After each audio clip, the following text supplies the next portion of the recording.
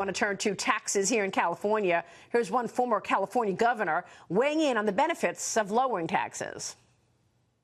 Only by making government live within its means and restricting its role in our personal lives can we unleash the spirit of individual enterprise so essential to prosperity and the preservation of freedom itself. We have to change what has been in existence since the Great Depression, and that is the philosophy of tax and tax, spend and spend, elect and elect. Yes, that was President Reagan's address at the California Taxpayers Association back in 1981. Today, times have changed in a big way. California is now the fourth highest taxed state in the country, behind New York, Connecticut, and New Jersey. There are growing concerns over how the high tax rates are affecting small businesses here in the Golden State. And joining me right now is a California small business owner and Creative Direct Marketing Group founder and CEO, Craig Huey. Craig, it's good to have you on the program. Maria, welcome to California. Thank you so much. First, assess the situation for me. What are you seeing in terms of businesses in California, given the high tax rates? Well, I started my business in California over 30 years ago. And it was a land of opportunity, a land with Ronald Reagan was talking about where you could start a business, but now taxes and regulations is chasing businesses out of California. 5.5 businesses leave every week. Small businesses. 5.5 businesses leave every week. Yes, because of the taxes and the regulations. As a business owner, I used to have contract labor. I can't do that anymore. In my area, Toyota left with 5,000 people just sucked out into Texas.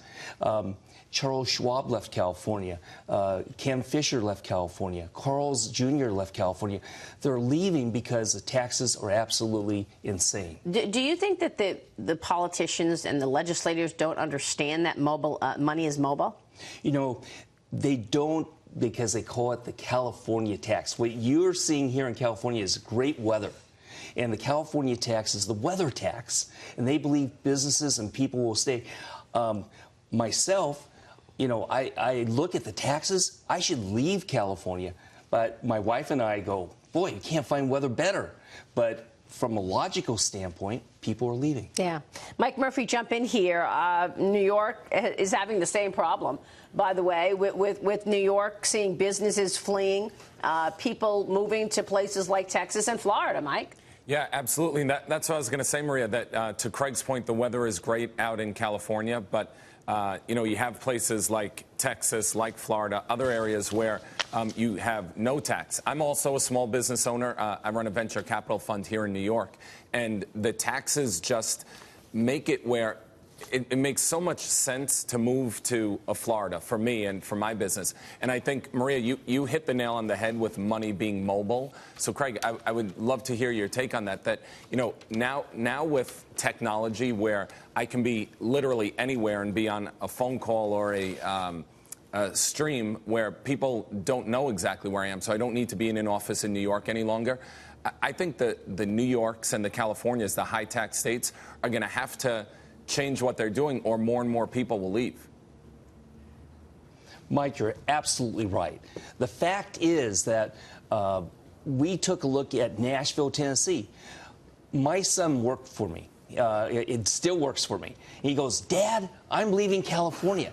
He's saying, Dad, I want to keep getting the paycheck, but I'm leaving California. I said, why, Caleb, are you leaving California? And what he said to me was, I can go to Tennessee and not pay any income tax. I could never buy a house in California, but I can buy one in Tennessee. And not only that, I can live for 30 to 40% less expensive. And, Dad, let me hire employees in Nashville, and I'll get them for less cost than you can get in California. And he's been there now for 3 years and building our team in Nashville. And you know, I don't want to leave California. Yeah. I love California. But the government is forcing businesses out. That's incredible. 1.5 million people have left California. Wow. And this is impacting. The people who are leaving are the ones who would vote for lower taxes and less regulations.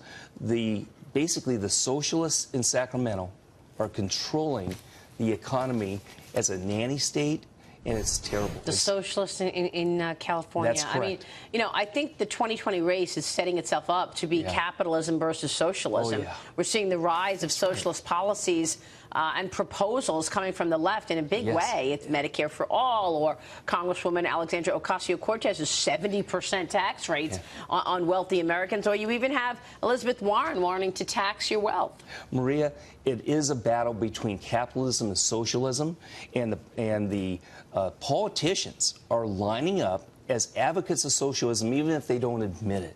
The fact is, we have a war on capitalism that's going on, and we've got to be able to be advocates. Now, here in California, we have a huge problem because basically what the Democrats have done, they made it so that they can win any election.